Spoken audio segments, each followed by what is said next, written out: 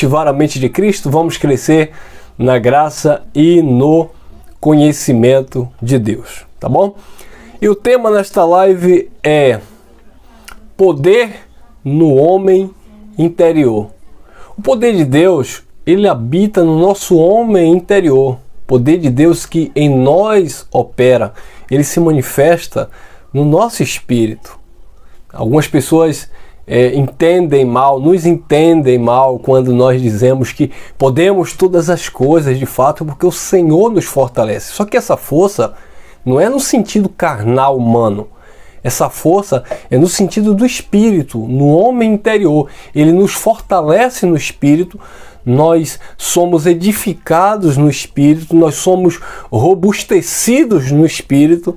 E uma vez que esse espírito ele se sente bem alimentado, uma vez que esse espírito ele está alinhado com a palavra de Deus, consequentemente, amados, nós vamos vencer as nossas limitações humanas, nós vamos vencer as nossas dificuldades, as nossas crises existenciais. Foi isso que Paulo falou quando Paulo, por 3 vezes, orou pedindo para que o Senhor tirasse dele, da sua carne, né, aquele espinho. E a resposta do Senhor foi: a minha graça te basta, porque o meu poder se aperfeiçoa na tua fraqueza. Obviamente na fraqueza carnal de Paulo, na fraqueza humana, porque uma vez que o Espírito Santo nos edifica, nos fortalece, nos levanta, nos ergue, então nós estaremos prontos para vencer as dificuldades do nosso cotidiano. Eu quero ler um texto que se encontra em Efésios, capítulo 3, versículo 14 ao 16, que diz assim: por esta razão dobro os meus joelhos perante o Pai.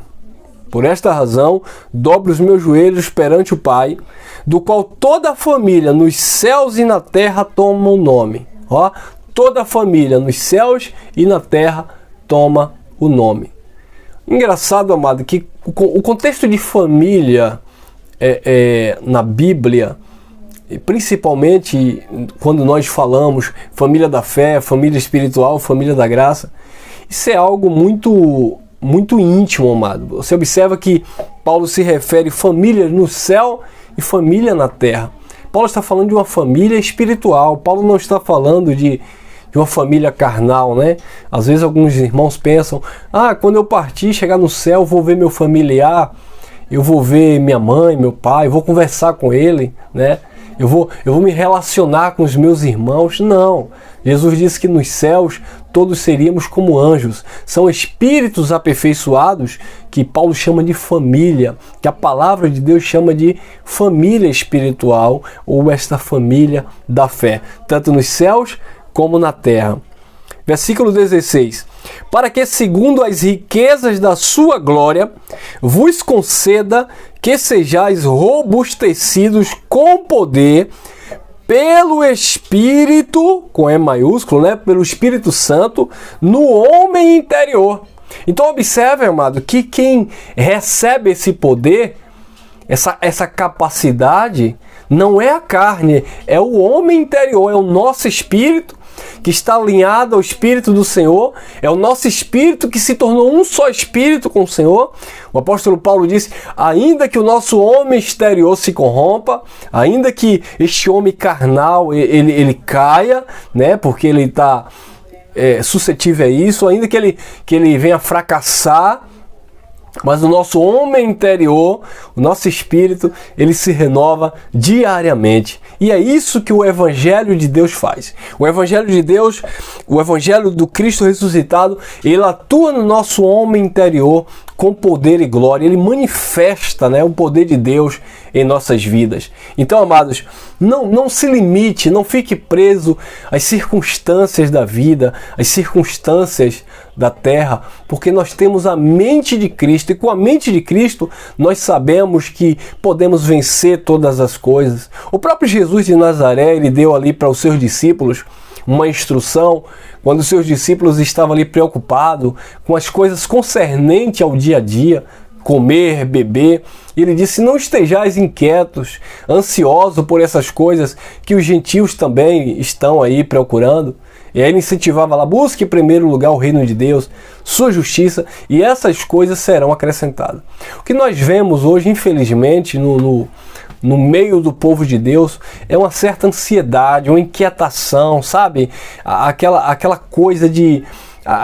parecendo aquele sentimento traduzido por atitude de Marta, quando Jesus entra ali e começa a dar a palavra, e Maria, ela escolhe a melhor parte, ela prefere parar um pouco para ouvir o mestre.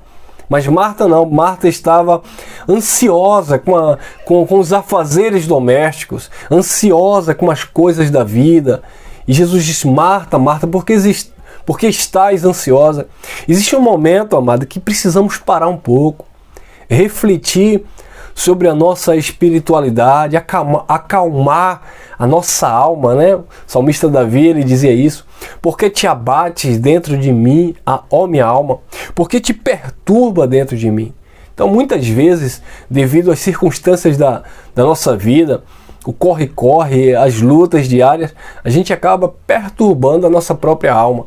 É necessário parar um pouco, refletir e principalmente meditar no Evangelho do Cristo ressuscitado. Esta palavra que atua com poder no nosso homem interior. Se você não está no seu estado de espírito, digamos assim, elevado no sentido do conhecimento, das suas convicções, das suas certezas em Deus, você não vai conseguir vencer, sabe, as lutas, as demandas do dia a dia. Pelo contrário, você vai se envolver, você vai acabar tomando a forma, né? Tomando o padrão deste mundo, e esse é o cuidado que Paulo teve lá no primeiro século, quando ele dizia na sua carta aos Romanos, capítulo 12, está lá no versículo 2, ele diz, primeiro ele diz, apresentai os vossos corpos como sacrifício vivo, santo e agradável a Deus, este sim é o vosso culto racional. E não vos conformeis com este mundo. Não tomais a forma deste mundo, deste século, ele falando para aquele período, né? Mas sejais transformado pela renovação da vossa mente. Quer dizer, os vossos sentidos, os vossos entendimentos precisam passar por esta metanoia, por essa renovação, para assim podermos experimentar a boa, perfeita e agradável vontade de Deus. A vontade de Deus para as nossas vidas é o quê? Boa, perfeita e agradável. Mas como eu vou experimentar essas vontades? Como eu serei participante dessas vontades se eu não neutralizar as minhas paixões carnais, as minhas inclinações, sabe? Concernente a esta vida, se eu não parar um pouco para refletir, para de fato entrar e estar desfrutando desse descanso maravilhoso em Cristo Jesus, misturando a palavra, né, da pregação com a fé. Porque assim como Paulo falou lá na carta aos Hebreus, que os antigos ouviram a pregação, mas para nada serviu, não adiantou nada, irmão. Era muita letra, porque eles não misturavam a pregação com a fé. Então você, ouvinte da graça de Deus, você que se diz, que se denomina um liberto em Cristo, um abençoado com todas as sortes de bênçãos, que bom que você conhece o Evangelho hoje, que não há condenação sobre a sua vida. Que maravilha, irmão, que você se sente, né, você acredita que está perfeito em Cristo Jesus. Agora, tudo isso não tem valor se nós aplicarmos, né, na nossa vida diária, se a gente não absorver isso no nosso homem interior. Porque, um exemplo, eu posso estar falando aqui para você essa mensagem, você pode estar sendo edificado nesse momento, mas de repente você sai aqui da mensagem e aí você vai ver um noticiário na TV, você vai ouvir outra coisa, de repente você vê uma notícia, você recebe, sabe, uma palavra de desânimo, e de repente tudo isso que você ouviu nessa mensagem, para você continuar olhando para Cristo, o autor e consumador da fé, para você se fortalecer no teu homem interior, para você se envolver com as coisas concernentes a este reino maravilhoso, para para você estar pensando nas coisas que são do alto, como o apóstolo Paulo nos ensinou, buscando as coisas que são do alto. Se você não está com a tua mente envolvida nisso, de repente você se deixa levar por conversa, né? E Paulo disse, as más conversações, ela corrompe os bons costumes. Então, o teu bom costume na graça de Deus, os teus bons costumes a ouvir o Evangelho,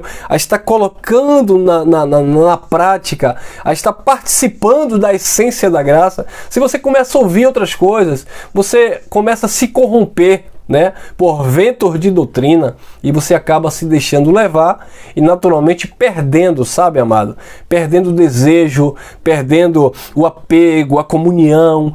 Muitos filhos de Deus, e embora estejam na graça, tenham o conhecimento do Evangelho, mas perderam, sabe, vou usar uma expressão que o sistema religioso muito usava, né, sobre as nossas vidas, e usam até hoje. Perderam o primeiro amor, sabe? De quando você recebeu a graça, sabe? Quando você começou a acessar aí a plataforma no YouTube, quando você começou a acessar a internet e descobriu os irmãos pregando a graça, e você se deparou com uma mensagem libertadora e os teus olhos voltaram a brilhar, o teu coração palpitou mais forte, a tua mente foi iluminada, a mente de Cristo foi ativada, os teus olhos foram iluminados e de repente você estava ali aprendendo, desfrutando, mas o tempo foi passando. Os problemas do dia a dia continuaram, os problemas na família, no trabalho, as lutas diárias, ela continua, amado. Nós estamos participando aqui das aflições da carne, da terra, essas coisas que acontecem na vida de qualquer um, né? O sol nasce para todos, a chuva também desce para todos. Então, assim, todos nós teremos essas dificuldades. As circunstâncias da vida vai nos atingir também. Mas como está a sua mente? Onde você tem sido fortalecido? Não é na carne. A religião nos ensinou a fazer o jejum. A religião nos ensinou a fazer os votos, os propósitos, os desafios com Deus. A religião nos ensinou, sabe, a comercializar a palavra, a mercadejar com o Evangelho, a negociar com Deus. Mas o Evangelho de Cristo não. O Evangelho de Cristo é totalmente racional, sabe? Você precisa, de fato, compreender e está aplicando aquilo que você está recebendo no teu coração, na tua mente, e não deixando as coisas, né, da vida, do dia a dia, te entrelaçar e te prender.